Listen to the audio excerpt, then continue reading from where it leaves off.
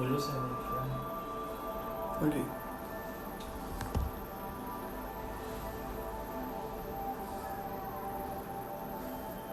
Estamos aí aguardando mais algumas pessoas entrarem para que a gente possa iniciar a nossa transmissão.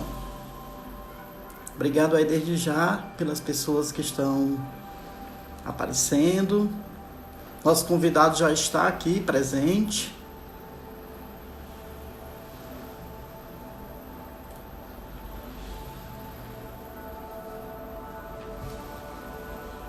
Vamos só aguardar alguns instantes para que a gente possa iniciar nossa transmissão, nossa conexão.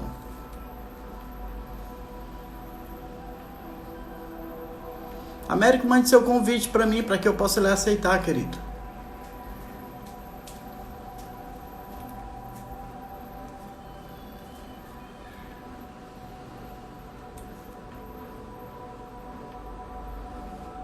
Desde já queremos agradecer. Esse momento vai ser uma tarde muito produtiva, no qual nós iremos falar sobre a questão da educação, né? Como é que fica a educação online nesses tempos de pandemia. E nós iremos conversar com o Dr. Américo Amorim, para que ele possa participar.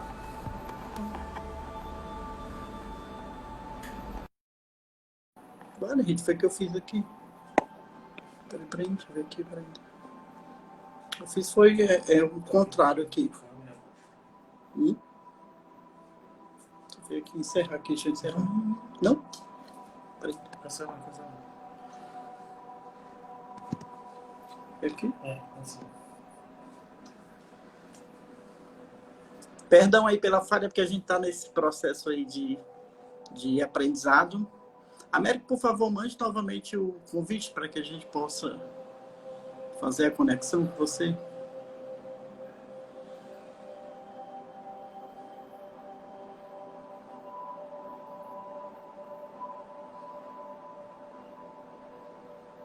Vamos só aguardar mais alguns instantes para que a gente possa iniciar a nossa conversa com o Dr. Américo Amorim sobre a importância desse processo, né, de aula online, dessas descobertas, desses novos desafios que nós iremos...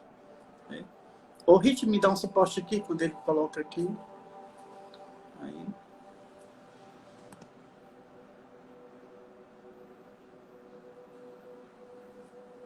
Ah, tá. Olha aí. Cheguei. Chegou. Boa tarde, professor. Chegou chegando. Olha aí, já estamos aqui conectados de um lado ao outro do Nordeste. Já estamos aqui conectados. Américo, vamos só dar alguns instantes, porque tem algumas pessoas que estão chegando. E desde já quero lhe agradecer por esse convite. Você que é um parceiro da Escola Espaço Vivência, tanto Unidade Henrique Jorge, Unidade Joca e do Montese. Quero saudar aqui também os professores que já estão aí chegando, para que a gente possa conversar sobre esse nosso novo desafio, né, doutor Américo? De conversar sobre educação, né, essa educação voltada para a tecnologia, e que é essa grande novidade que nós estamos vivenciando dentro da escola, não só da escola, devido a essa questão da pandemia, e nós precisamos nos reinventar, né? A escola precisa se reinventar dentro do seu contexto, e nós estamos aqui para isso, para conversar um pouco sobre essas conexões. Eu vou dar 2 minutinhos, viu, Américo, para que a gente possa iniciar. Estou tranquilo. Para que a gente possa discutir. Quero lembrar aos pais, tanto da Unidade Henrique Jorge, Unidade Joca e Unidade Montese, que nós já iniciamos, a partir de hoje, as aulas online. Foi um sucesso, nós tivemos muitas respostas positivas a respeito do desenvolvimento das crianças. As crianças estavam com saudades dos professores, e um ponto que a gente achou muito bacana foi eles terem contato novamente com os amiguinhos, embora sendo online, mas foi bem interessante. Eles, né, comentando que gostaram de rever os amigos, rever a professora. Isso é muito importante. A gente percebe o quanto que a escola ela é desejada, o quanto que a escola ela é amada, né, por todos nós. E hoje a gente percebe mais do que nunca o quanto que a educação ela está sendo tocada dentro da sua necessidade social. A escola hoje ela está focada dentro desse contexto do social, né? O quanto que a escola ela agrega valores, né, dentro desse contexto. Podemos começar, doutor Américo? Por mim, estou pronto para a gente conversar.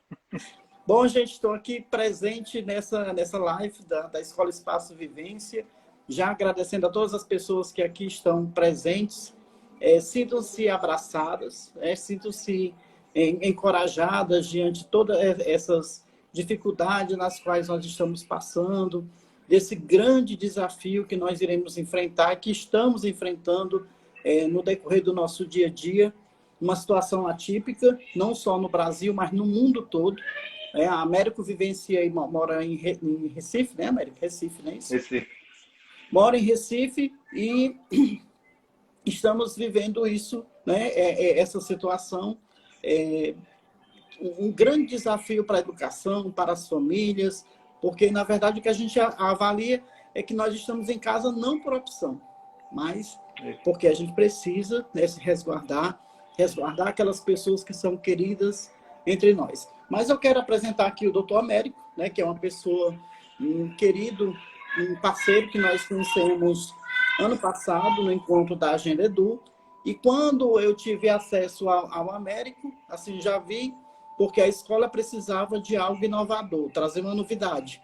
Então apareceu essa ideia de a gente trabalhar essa questão da inclusão digital. E ela apareceu no tempo certo. Então o Américo é o percursor da Scribo Play, que é um aplicativo que trabalha junto com as escolas a questão da metodologia da inclusão digital, mas no processo de alfabetização das crianças, não só de alfabetização, o jogo, uma estratégia bem bacana e é assim um diferencial. Depois que nós implantamos o Scribo dentro da escola, as crianças gostam de participar, elas querem fazer as atividades. Então, o Américo já desenvolve esse trabalho há 20 anos, né, dentro dessa área.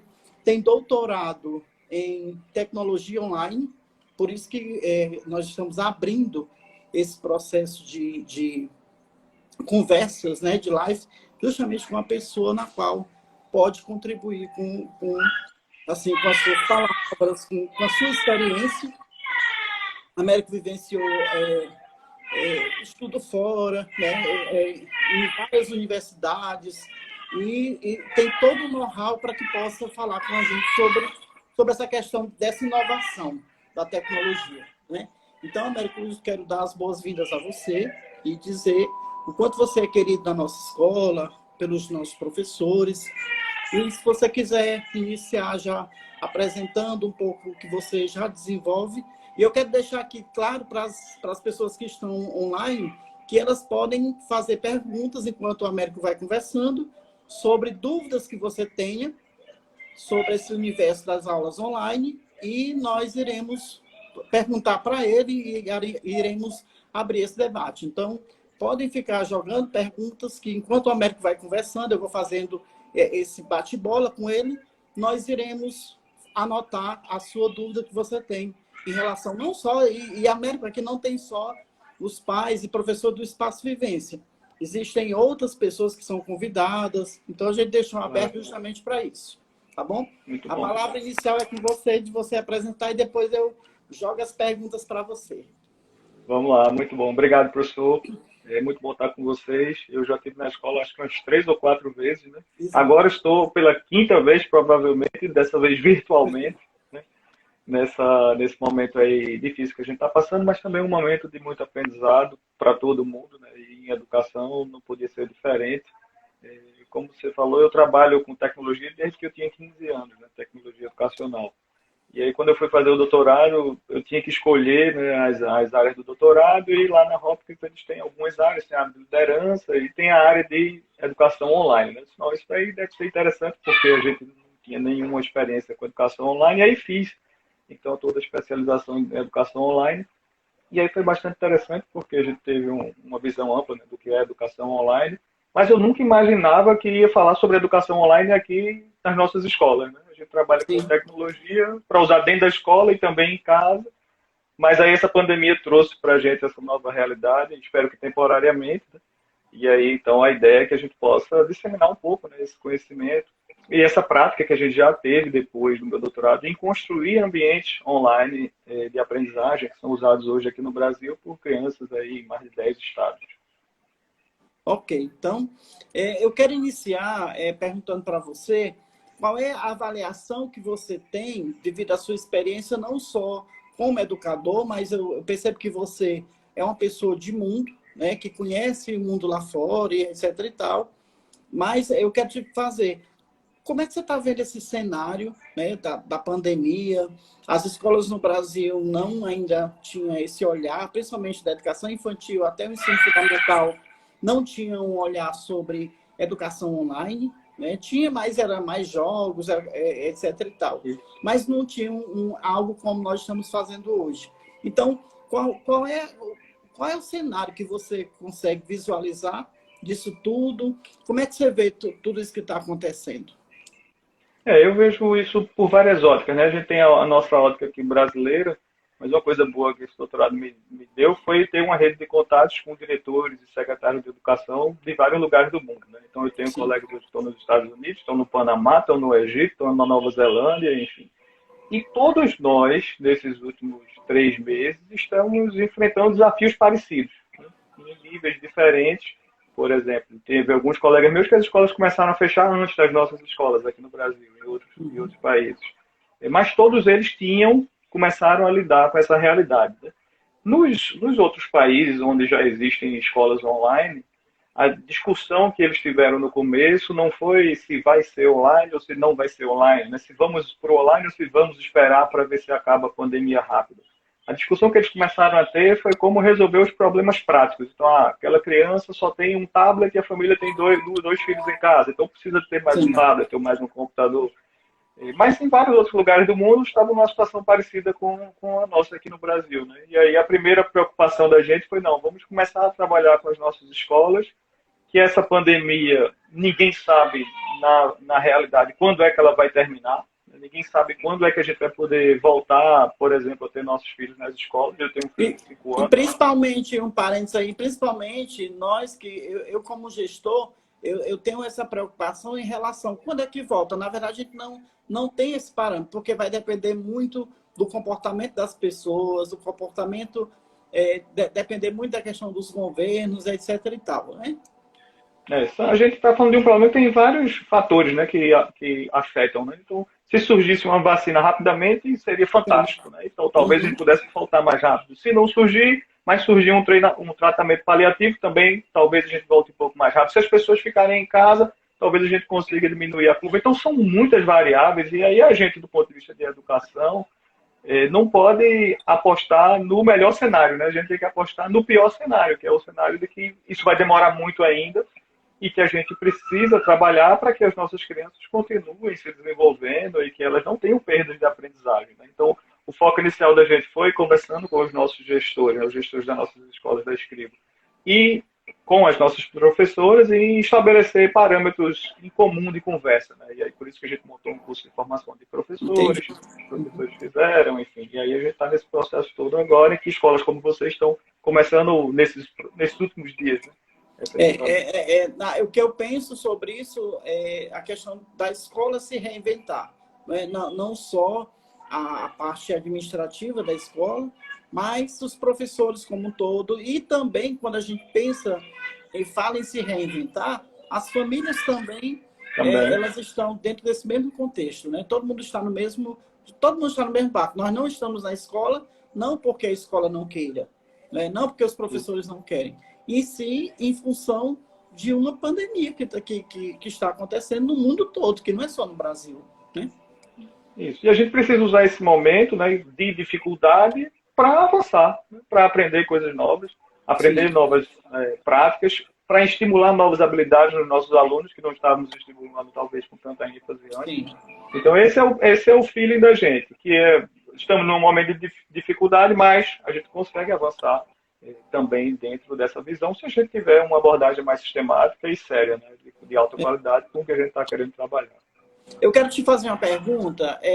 Nessa pandemia, o que as crianças, pelas suas pesquisas, pelo que você estudou, pelo que você estuda, é possível, se a criança não for estimulada ao estudo, ela regredir na sua aprendizagem? Essa é uma pergunta excelente. A gente começou a pensar nessa pergunta no começo de março, né? Quando a gente começou a ver o que estava acontecendo. E aí eu fiz uma recapitulação das coisas que eu tinha visto no doutorado. E existe uma linha de pesquisa que é antiga já, começou nos anos 80, que é a linha de pesquisa sobre as perdas nas férias. Então, nos países do hemisfério norte, né, geralmente eles têm férias maiores do que as nossas no meio do ano. Às vezes eles têm 2 meses de férias, 1 mês e meio, enfim. Porque eles chamam de férias de verão, que lá é o verão em julho, né, diferente aqui da gente, que é o inverso. Então, já se sabe quantitativamente e qualitativamente que, por exemplo, nas férias de verão deles lá, que os meninos passam 45 dias parados, dependendo do nível socioeconômico da família, a criança regride de 1 mês a 2 meses. Ou seja, ela passou, vamos supor que uma criança no processo de alfabetização, né? Ela trabalhou 4 meses com a escola. Ela vai passar 1 mês e meio parada, é como se ela voltasse e estivesse com 3 meses de estimulação, ou seja, ela perdeu 1 mês. Então, essas pesquisas que conseguiram quantificar essas perdas quando a escola para de funcionar, seja por férias ou por qualquer outra situação, elas mostraram também que as escolas que não paravam totalmente, por exemplo, escolas que mandavam sugestões de atividades para casa, essas escolas, os meninos não tinham uma perda tão grande quanto das outras. A escola que passava atividades e fazia coisas online, aí já conseguia chegar bem perto do que os meninos poderiam não perder. Então, se construiu um corpo de pesquisa que mostrou práticas que são capazes, efetivamente, de evitar essas perdas que a criança pode ter quando ela não está dentro da escola e quando a escola está forçada a fechar. Sim. Eu já estou conversando com a direção pedagógica, que lá na escola nós temos uma equipe, né, supervisão, coordenação, e um dos pontos que nós iremos fazer quando as crianças retornarem é fazer uma análise, né, fazer um diagnóstico, um pré-diagnóstico do que foi apresentado até o início do ano e como elas estão. Você acha que isso é um ponto positivo? Sim, porque a gente vai ter... A gente não sabe quando vai voltar, né? Provavelmente, quando a gente começar a voltar, a gente vai voltar de uma forma parcial. Sim. Por exemplo, na Itália, já se está prevendo que as escolas da Itália vão voltar em setembro, ou seja, daqui a alguns meses ainda, mas vão voltar parcialmente. Então, primeiro, algumas turmas vão ter 2 dias de encontros na escola por semana, outras vão ter 3, para que a escola tenha mais espaço, enfim. E aí a gente vai ter crianças que passaram meses sendo estimuladas de formas diferentes.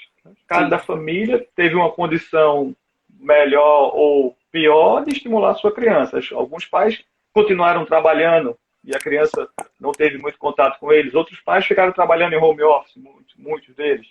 Então, cada família teve uma forma de estimular a criança nesse processo e cada criança vai estar num nível diferente, né? Então, o que provavelmente vai acontecer quando a gente voltar a operar, a gente não sabe quando, mas vai chegar esse momento, se Deus quiser, é rápido. A gente vai ter crianças dentro de uma mesma sala que vão estar em níveis de desenvolvimento bem diferentes, né? Então, pode falar. Eu ouço alguns pais, né, que quando procuram a escola, eles dizem para mim: Marcos, esse ano é um ano perdido. Você acha que esse ano foi perdido, Américo? Não, ele não pode ser perdido. Na verdade, a gente não pode nunca pensar uma coisa dessa, porque um ano no desenvolvimento de uma criança é algo radical, né? E a gente sabe já que se a gente desenvolver uma boa educação online, as crianças não vão perder um ano. Pelo contrário, elas vão crescer no mesmo patamar ou num patamar superior ao que as escolas presenciais conseguem. Porque essa parte de educação online, ela parece nova para a gente aqui no Brasil. Porque no Brasil, inclusive, é proibido você ter escola online, por exemplo, na educação infantil. Sim. Agora não está proibido, né? Porque agora a gente o Conselho Nacional de Educação teve que mudar isso pelo período da pandemia, mudar o conceito, né? Isso. Mas fora do Brasil já existem escolas dos últimos 30 anos que trabalham online. Existem pesquisas que compararam o desenvolvimento dessas crianças dessas escolas com as escolas não online. Um exemplo fantástico disso é a escola da Flórida, um estado lá nos Estados Unidos. A Flórida é muito conhecida pela Disney, enfim, mas ela tem uma escola online que tem 215 mil alunos. São alunos que estão espalhados aí ao redor do território da Flórida e no mundo. Então, às vezes, é uma família que o pai precisa viajar para outro país para passar um tempo trabalhando. A criança não vai perder o ano. Fica na escola online. A família trabalha, mora na zona rural, não tem acesso a uma boa escola perto dela, coloca na escola online.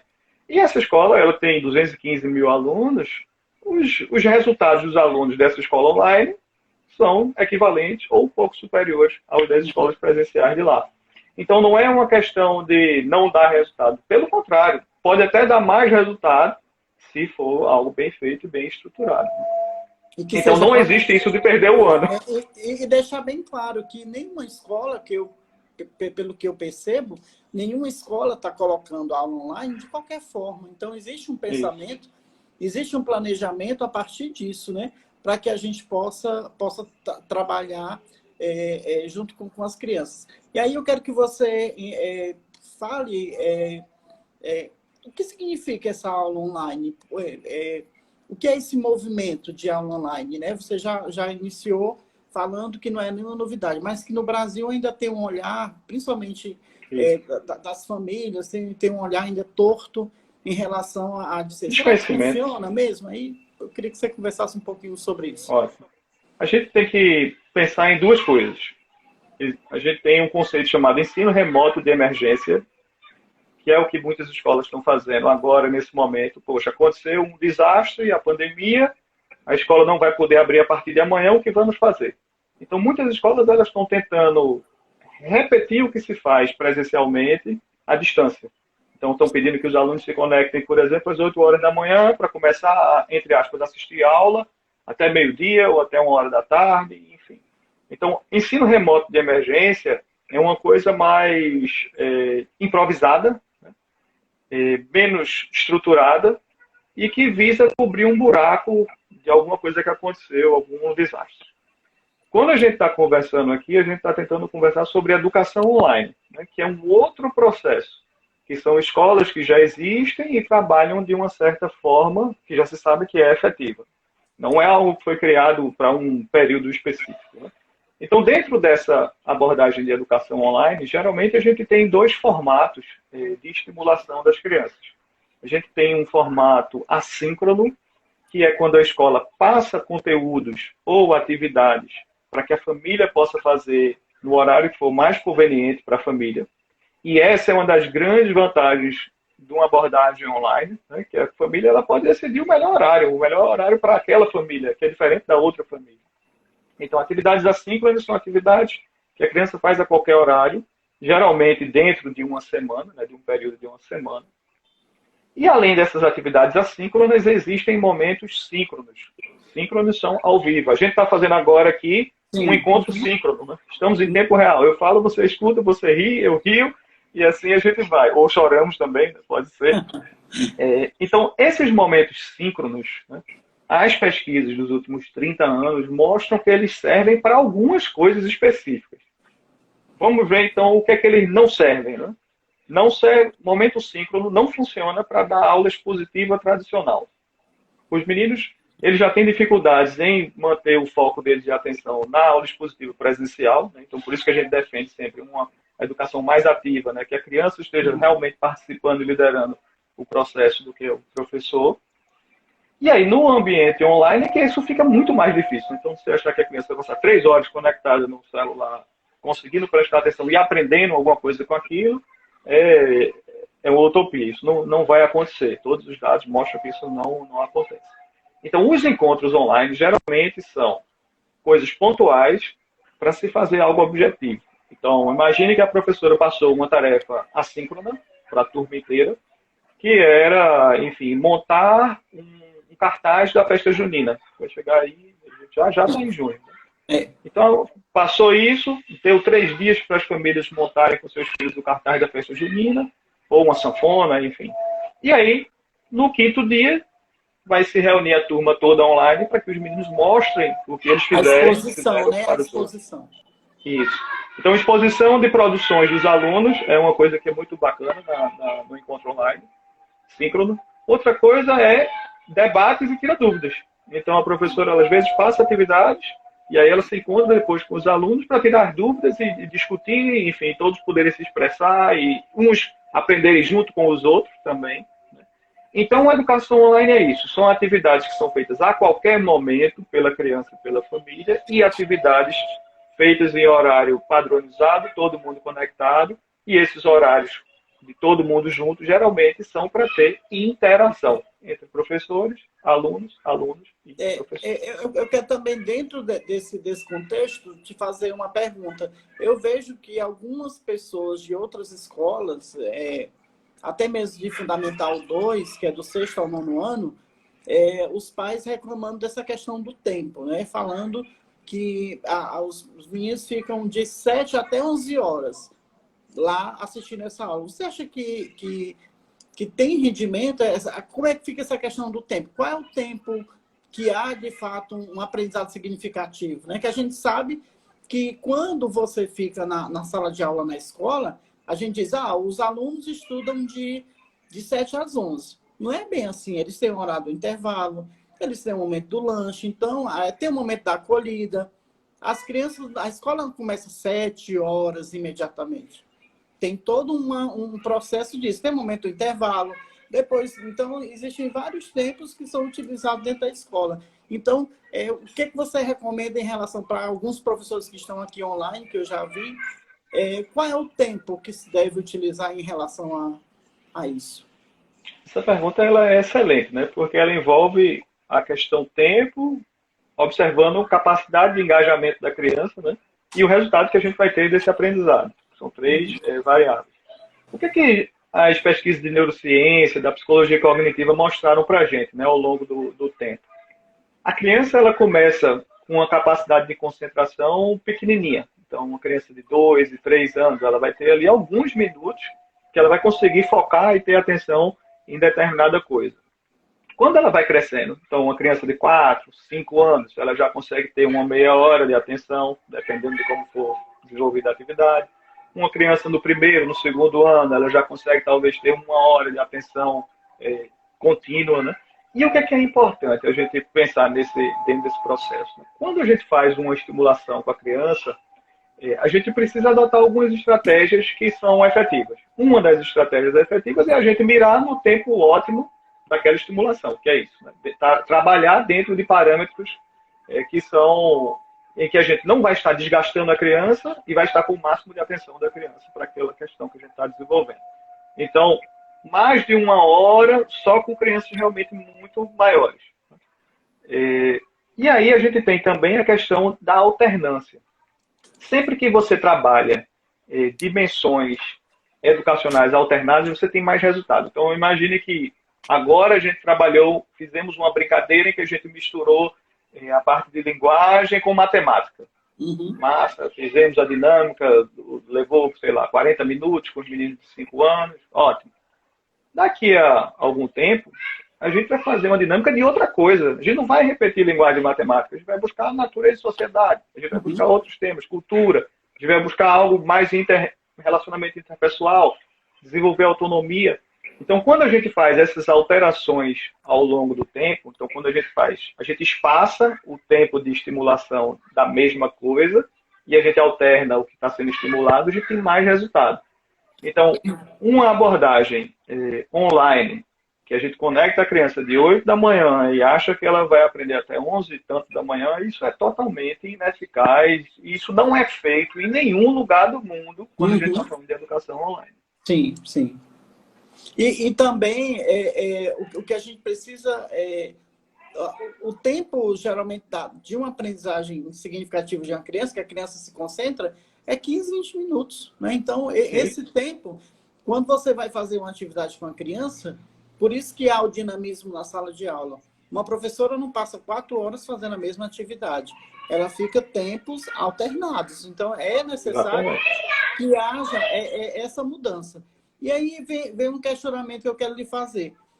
Se fala de aula online, então os pais até o 5º ano, o 6º ano, acham legal. Quando chega na educação infantil, aí já há um preconceito muito grande em cima disso. Então, o que você pensa em relação, por exemplo, eu tenho lá na escola, eu tenho turmas de 1 ano e meio, crianças de 2 anos. E aí, é possível a gente trabalhar isso aí? Eu jogo para você esse desafio, né? Esse desafio, viu? É possível, sim, a gente trabalhar. A questão é que a gente vai ter níveis diferentes de participação da família, né? Sim. Então, quanto mais nova a criança é, mais a família vai participar desse processo de estimulação, vai precisar participar. Quando a criança vai crescendo e a gente precisa cada vez mais estimular a autonomia dela, ela vai conseguindo começar a, entre aspas, estudar sozinha, né? Mas é óbvio que a família sempre tem que estar ali junto para motivar, para acompanhar e tudo mais.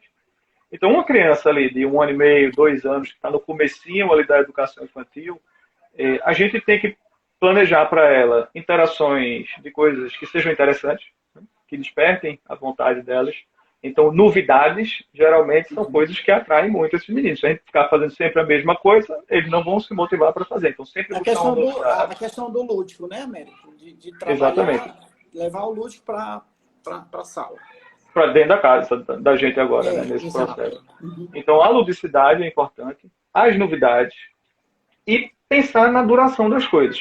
Então, se a gente passa algumas atividades que a família possa fazer no horário melhor para ela, isso vai facilitar, principalmente nessa faixa etária, que a família tem que estar muito perto da criança, né? Mas nessa faixa etária, a família tem que estar muito perto da criança para qualquer coisa, né? Vai jantar, a família tem que estar perto da criança também. Então, nessa estimulação em casa, não é algo muito diferente do dia a dia da gente com essa criança, quando ela já está com a gente, né? A diferença é que agora a gente não tem esses minutos em que ela estava dentro da escola fisicamente. Mas a escola vai mandar todos os insumos para a gente, para facilitar o nosso trabalho de pai e de mãe, para estimular a criança, né? Como a gente sempre diz. E, ao mesmo tempo, esse desafio que é lançado à família, a questão da paciência e a tolerância, né? Quando a criança quer fazer atividade, que é do jeito dela, e é muito importante para a família respeitar esse tempo da criança. Porque às vezes a família, por exemplo, quer fazer uma atividade, aí quer pegar na mão da criança, quer fazer, deixa ela expressar do jeito que ela sabe, porque vai desenvolvendo a autonomia dela. Porque quanto mais você direcionar, faça assim, faça assim, você quebra o direito dela pensar, né? O direito dela ser ela mesma. A criança tem que ser ela mesma. Aí, por isso que a criança, às vezes, vem com cada novidade que a gente vê por aí, mas é justamente isso, essa espontaneidade. E na aprendizagem também, a família pode contribuir para isso, né? Então, assim, hoje, né, dentro do contexto escolar, nós vemos o quanto que a escola precisa dessa parceria com a família e vice-versa, né? Então, um via de mão dupla, né? Exatamente. E nesse processo que a gente está em casa, né, os pais, eu agora estou falando como pai, estamos em casa, a gente também tem que contar com a escola, né? Então a gente precisa também demandar da escola. Se a gente está percebendo alguma dificuldade nossa, como pai e mãe, de fazer alguma mediação em algum tipo de atividade que a gente está estão sendo pedidas pela escola, a gente tem que pedir ajuda para a escola, né? Porque a escola tem a psicóloga, a escola tem a professora, a escola tem um coordenador pedagógico que tem uma experiência maior do que as famílias, muitas vezes, em estimulação da criança. Então, contar com a escola também para aconselhar a própria família, né? E acho que todas as nossas escolas estão abertas para conversar e para tirar dúvidas e dar sugestões para as famílias, né? Eu gostaria que você assim, apontasse, Américo, embora a gente sabe que nada substitui a questão do professor, né? De estar onipresente, de participar dessa construção, porque tem um momento do tira dúvidas, os professores dentro da sala de aula estão ali mais próximos dos alunos, estão ali olhando cada passo, até mesmo a gente faz muita orientação para o ensino fundamental, olha, cuidado como é que os meninos estão escrevendo, faça essa correção, estimula, veja qual foi a palavra que ele errou e peça para que ele reveja, será que está esse questionamento. Mas aí nós não vamos poder fazer isso através das nossas aulas online. E aí eu quero que você assim, pontue quais são os benefícios que hoje se tem das aulas online, né? Quais são os ganhos, né? A gente tem perdas também, porque os meninos não estão ali com os professores, né? Fisicamente, mas mentalmente as ideias estão surgindo. Mas existem ganhos também na questão da aula online. Sim, a gente pode, em relação a essa questão do professor não estar presente, né? eu puxaria só, lembraria que é importante que a família mande para as professoras o que está sendo feito, né?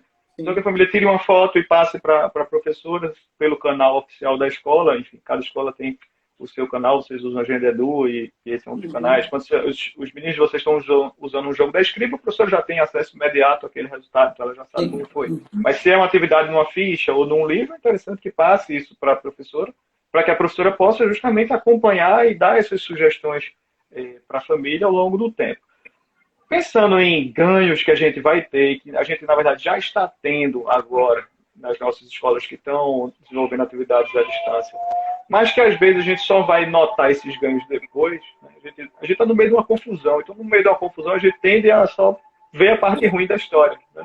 Mas existem muitas coisas boas que estão acontecendo com os meninos, principalmente. Então, por exemplo, a gente está trabalhando agora muito mais a autonomia deles do que geralmente a gente, como família, trabalhava antes. Né? Porque a gente não vai poder estar toda hora com eles. Então, a gente precisa começar a aprender certas coisas que antes eles estavam sempre junto a gente. Então, a estimulação da autonomia é muito boa nessa etapa. Eles E também estão até com... também, me permita acrescentar, a gente percebe em muitas crianças uma relação de dependência. Às vezes, essa relação de dependência ela está conectada com a família. Então, a criança fica muito dependente dos pais. Quando chega na escola, ele também se torna dependente daquela professora. Então, às vezes, até mesmo o caderno, tem crianças que a professora precisa ensinar como é que busca o caderno dentro da mochila. Porque ele ser tão dependente dos pais, da mãe, do pai, seja da família com quem ele convive, ele acaba não tendo essa iniciativa. E dentro do que você está colocando, vem a questão da autonomia, né? Que ele precisa se esforçar, por mais que a família esteja ali presente, mas o aprendizado é dele. Né? E a gente tem que dar esse direcionamento para a criança, né?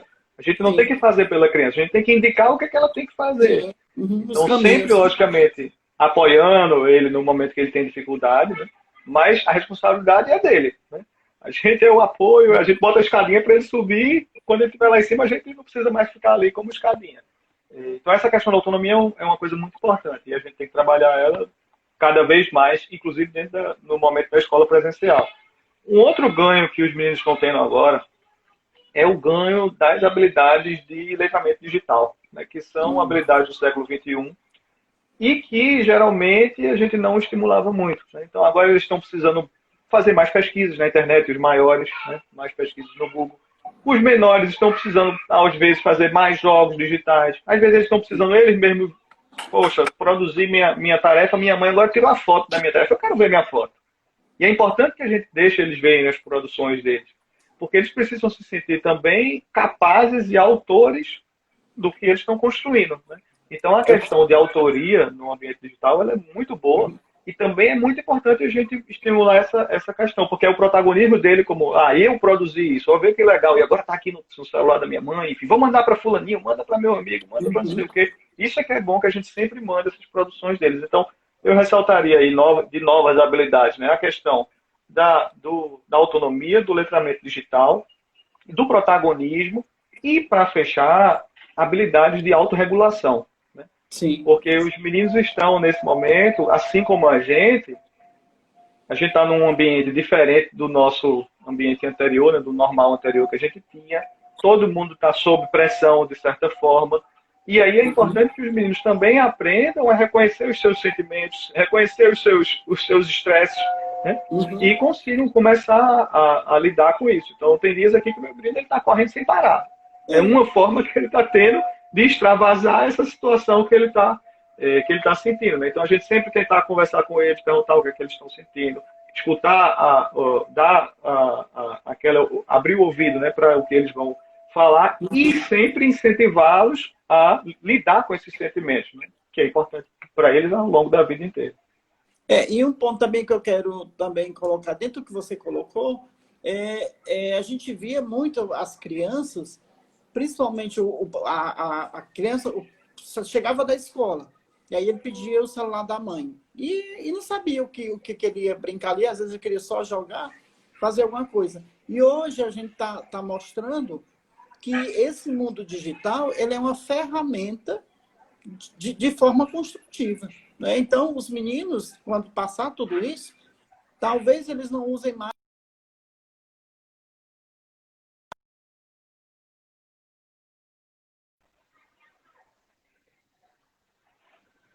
aqui, para usar isso de uma forma somente meramente como brincadeira, de forma. Pelo contrário, né? Vai trazer essa ferramenta de uma forma lúdica e pedagogicamente correta. Eles estão aprendendo que isso é uma ferramenta para aprender. Né? Sim. Então, uma das habilidades de letramento digital é a criança conseguir usar um tablet, um celular, um computador em prol do próprio desenvolvimento dela, para que no futuro ela consiga ver aquilo como uma ferramenta para fazer as atividades do dia a dia dela e lá na frente, né, no trabalho, enfim, quando ela for empreender, quando ela for fazer algo mais profissional. Então é importante, com certeza, e isso é bom, porque a gente está, na prática, eles estão aprendendo na prática que essa ferramenta também serve para aprender e não é só para me divertir. Às vezes é bom se divertir, claro, mas também é uma ferramenta muito potente para a gente aprender. E dentro desse contexto que a gente está falando desse universo, dessas mudanças, na verdade é uma quebra de paradigmas, né? Que a gente acaba fazendo porque a educação se pensava o quê? Não, a educação é o menino ir para a escola, estudar e acabou a história. Não é só isso, né? Tem muito mais que isso. E o que é que eu vejo?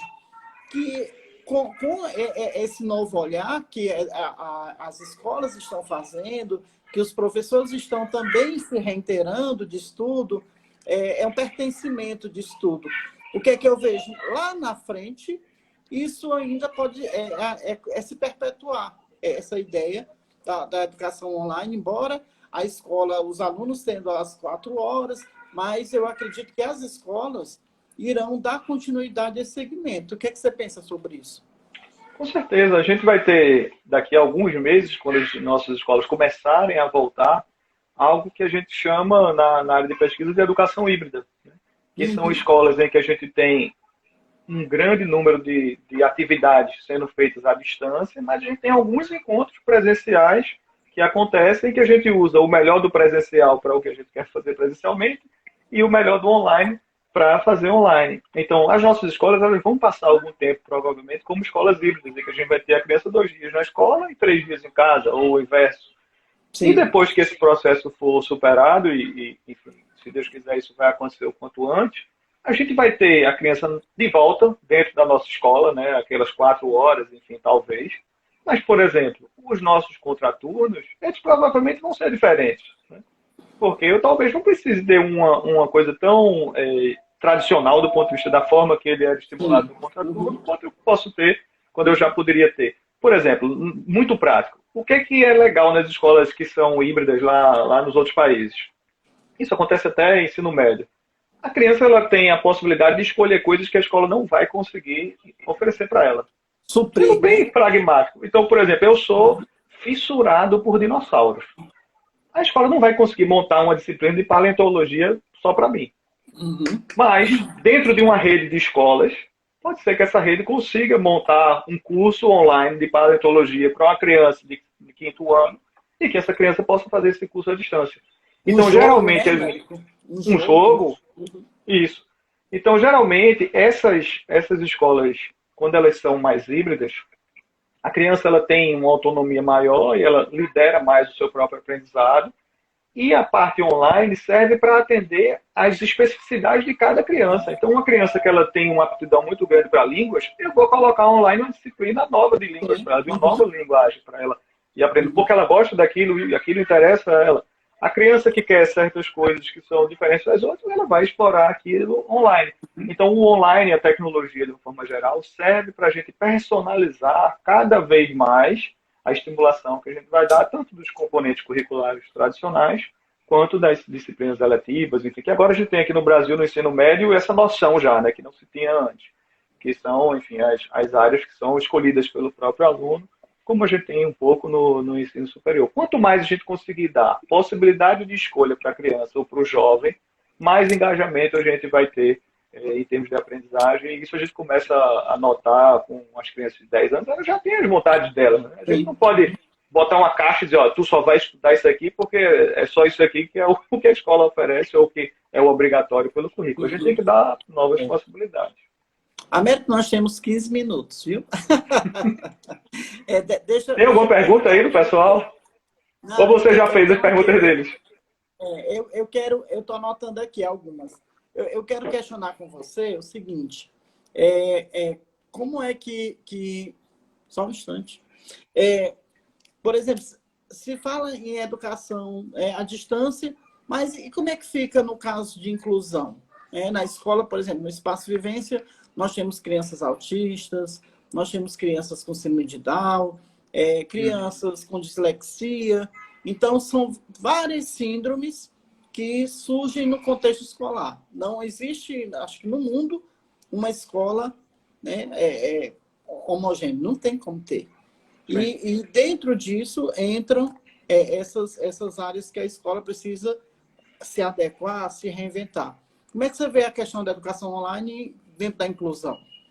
Essa é uma pergunta excelente. Inclusive, a gente tem um grupo dos empreendedores da área de tecnologia aqui de Recife, do Porto Digital, e na primeira segunda-feira de maio, que foi quando as escolas de Recife começaram realmente a funcionar depois de 1 mês e meio de férias, aí surgiu essa pergunta lá, ó, eu queria uma plataforma para o meu filho que é autista. Alguém conhece alguma? Aí eu disse, opa, calma. Aí, veja só, a escola da sua criança, ela deve estar escolhendo alguma plataforma, deve estar preparando algumas coisas, que você deveria colocar o teu filho autista para tentar utilizar. Porque muitas vezes a gente acha que uma criança ela não vai ser capaz de fazer algo e a gente deixa de dar uma oportunidade para que ela tente, né? E às vezes, quando a gente dá essa oportunidade, a gente tem surpresas muito boas. Então, por exemplo, os jogos nossos da Scribo, nosso projeto, ele não foi feito pensando em ser um projeto de inclusão específico, por exemplo, para autistas. Né? Uhum. Ele não foi pensado dessa forma. A gente sempre pensou que, olha, vamos criar jogos que sejam lúdicos, que sejam interessantes, que sejam realmente efetivos para a aprendizagem, para que qualquer criança possa utilizá-los se elas quiserem. E aí a gente escuta frequentemente das nossas escolas coisas tipo, ó, esse momento, o momento da Scribo, quando a professora usa lá a Scribo, seja 1 ou 2 dias por semana, é um dos poucos momentos que uma criança autista ela se comunica com as outras, que ela interage com as outras. Então é uma coisa que a gente não tinha pensado. Se a gente tivesse chegado e dito, ó, Scribo Play não é para autistas, essa criança não ia ter a chance de interagir com as outras. Então, quando eu penso em inclusão, e aí tanto do ponto de vista de tecnologia como de educação online, acho que a primeira questão da gente não vamos nos preocupar muito a priori, vamos oferecer o que temos e vamos ver como a criança responde, porque muitas vezes ela vai responder muito melhor do que a gente imaginava que seria a reação dela. Agora, a gente tem alguns mecanismos na parte tecnológica e na parte tecnológica online que podem ajudar nisso, né? Então, por exemplo, existem as ferramentas de acessibilidade, né? Então, ferramentas, por exemplo, que permitem com que a fonte fique bem maior. Então, algumas crianças que têm alguma necessidade especial visual podem utilizar essa fonte maior para poder ler com mais facilidade, mudar o contraste, né? A cor da fonte e a cor do fundo. Então, essas ferramentas de acessibilidade, elas são interessantes e, em alguns casos, elas são muito, muito importantes. E é mais fácil fazer isso quando a gente tem uma tecnologia ao nosso favor do que fazer isso no tradicional apenas e que você só tem a professora e, enfim, talvez um ADI para trabalhar com ela. E dentro disso, como nós estamos aprendendo também, a inclusão, ela sempre foi tratada de uma forma... não tem como você definir, não é? Embora que uma criança seja autista, ela reage de uma forma. Uma criança que tem síndrome de Down, cada um tem a sua particularidade, né? E isso não quer dizer que a criança não consiga perceber. Às vezes a criança, eu já cheguei a alguns casos de professores em sala de aula, em que eles estão falando e a criança que é autista está andando por todo lado. Mas ela está escutando aquilo ali. Sim. Então, do mesmo jeito, eu já orientei, inclusive, uma mãe na escola, em que ela disse, sim, mas na aula online, se ele não quiser prestar atenção, deixa lá. Porque é a forma como ele está se desenvolvendo. Então, isso não quer dizer que ele não esteja ouvindo. Isso não quer dizer que ele não esteja aprendendo. Cada um vai agindo conforme aquilo que a sua necessidade, né?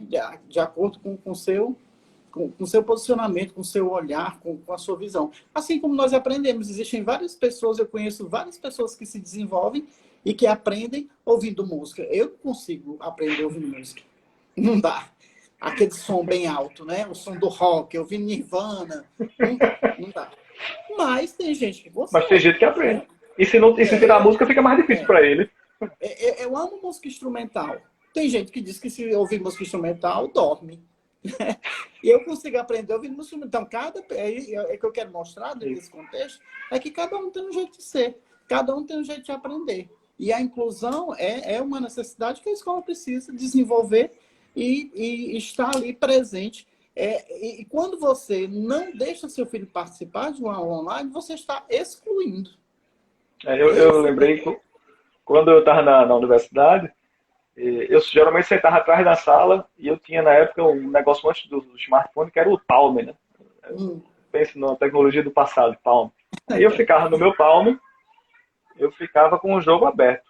Era aquele Bejeweled, que é o jogo dos diamantezinhos. E eu ficava lá, tipo, a aula todinha eu estava ali no Bejeweled. Mas eu estava escutando, né? Sim. E aí, um belo dia, um professor que não me conhecia, ele entrou na sala, começou a aula, aquela aula expositiva, enfim. E eu lá, né? Quieto na minha. Aí teve uma hora que ele virou-se e fez: isso é uma cara de pau. Fica com esse negócio aí, nem assiste a aula, só está aqui para falar, para marcar a presença. Aí eu escutei aquilo e eu disse: vixe Maria, será que é comigo, né? Aí continuei, né? Aí ele: você não vai parar não? Aí eu olhei para cima assim, aí ele com a cara desse tamanho, aí eu repeti as duas últimas frases que ele tinha falado do assunto. Tal, tal, tal, tal, tal, tal, tal, tal, tal, tal. Eu estou prestando atenção. Ele: ah, tá bom, entendi. Então, naquela hora, ele viu que eu não estava afrontando ele porque eu não estava prestando atenção, né? Na verdade, era o inverso. Eu estava prestando atenção e aquele era o meu jeito de prestar atenção e eu estava sabendo tudo que ele estava falando. Aí, depois disso, ele nunca mais falou nada comigo. Na verdade, ele até me perguntava: rapaz, como é que tu faz isso e tal? Eu disse: para mim é a minha forma. Eu prefiro fazer assim porque eu fico concentrado 100% no que você está falando. Eu não fico olhando, não fico me desviando. Então, cada um tem realmente uma forma de se concentrar. E a gente precisa deixar as crianças usarem essas estratégias que elas estão desenvolvendo para aprenderem, enfim, para se concentrar. E que não há necessidade desse diagnóstico, né? Ou então você rotular. De repente, se você tivesse lá um professor, por exemplo, esse menino aí é autista, não presta atenção em nada, né? Você seria considerado autista. Né? Então, acho que eu talvez até seja. Quem sabe, né? Mas isso aí, o que menos importa é o que se é. Né? O Exato. que importa é o que é a pessoa como um todo. E assim, para a gente quase... se alguém tiver alguma pergunta aí, já pode começar a fazer, que é para a gente finalizar com algum questionamento, né? Que eu já coloquei alguns aqui para o Américo. Mas, assim, dentro do contexto, como é que a Scribo está se reinventando também, embora que a Scribo Play, para quem não conhece, é um aplicativo em que, como eu falei no início, para quem chegou agora, ela desenvolve as habilidades da criança, tanto socioemocional, mas focado na aprendizagem, principalmente de linguagem, matemática, dentro do contexto escolar. Como é que a Scribo tá vivenciando esse momento? Como é que estão? Eu vi que a Scribo lançou um jogo, né, sobre o coronavírus, que foi bem bacana, os meninos gostam muito. E como é que você está vendo o que é que a Scribo está contribuindo para essa questão dessa dimensão da expansão? A gente, nesse momento, também está se reinventando, né? Assim como, enfim, todo mundo. A gente tem trabalhado basicamente em 3 linhas. Uma linha muito clara é atender as escolas novas que estão entrando em contato com a gente. Então, muita gente que já tinha ouvido falar da Scribo, ou já tinha visto os nossos jogos, ou tinha visto alguma pesquisa que foi feita com os nossos jogos, está entrando em contato com a gente porque quer começar a utilizar agora. Então, a gente está dando um suporte grande para esse pessoal novo que está começando a usar agora. A segunda linha de ação da gente é o trabalho que a gente já faz com as nossas escolas. Né? Então, a gente tinha um trabalho muito presencial, mão na massa ali junto, escribo, professora, usando as tecnologias junto com os meninos. E aí a gente está mudando radicalmente essa forma de suportar as nossas escolas. Né? Então, primeiro a gente fez um curso de formação para os nossos professores sobre educação online. E agora a gente está trabalhando de uma forma muito consultiva junto às direções e coordenações de cada uma dessas escolas para identificar o que é que cada uma das escolas está com mais dificuldade ou o que é que pode ser fortalecido do ponto de vista de estimulação dos meninos. Então a gente está numa abordagem muito personalizada do ponto de vista do que cada escola da gente precisa e como a gente está trabalhando junto com elas. Então, essa ideia aqui que a gente teve, né, de fazer essa live, surgiu numa das nossas conversas Isso. como essa. E assim tem surgido outras ideias, outras demandas.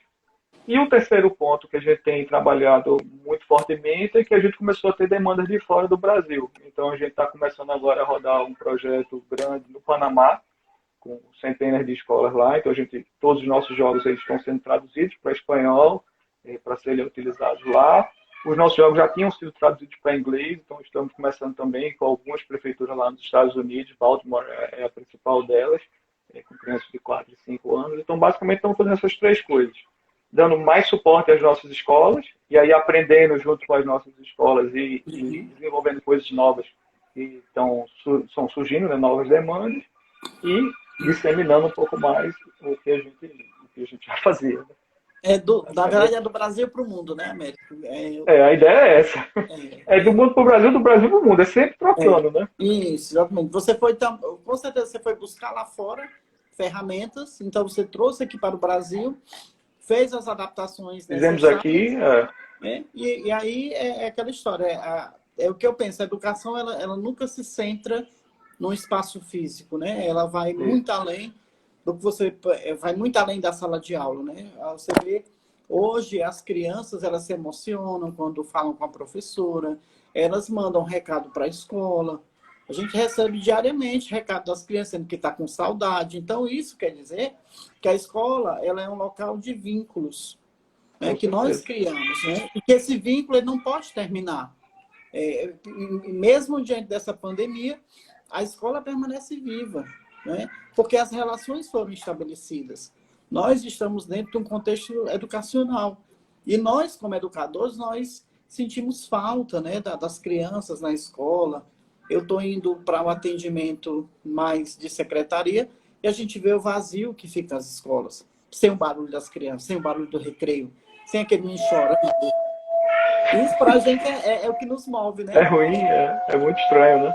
E aí para a gente também, né? Porque a gente tem uma equipe inteira que fica dentro das escolas e as meninas da gente, obviamente, não estão paradas, né? Estão trabalhando mais do que antes. Na verdade, hoje a gente estava conversando no nosso grupo e aí a Emília, que é uma das que está com a gente há mais tempo, ela disse, eu nunca achei que eu ia ter mais trabalho se eu parasse de ir nas escolas. Exato. E a gente está tendo muito mais trabalho agora. Mas é importante, esses momentos que a gente está vivendo, eles são importantes, por quê? Porque às vezes eles ajudam a gente a lembrar da gente do que é importante para a gente.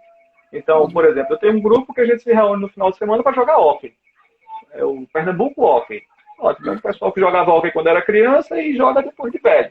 Ótimo, fantástico. Aí o pessoal que é mais competitivo briga muito entre si, não sei o quê, tem aquelas discussões, mas no final de semana um deles está dizendo, a gente precisa parar de brigar, minha gente. Agora a gente passou 1 mês e meio sem conseguir se encontrar. E todo mundo está sentindo falta, né? Todo mundo está sentindo falta. Então, mostra pra gente que algumas coisas são muito importantes na vida da gente, que às vezes a gente nem percebe que é tão importante e a gente só percebe quando a gente sente falta.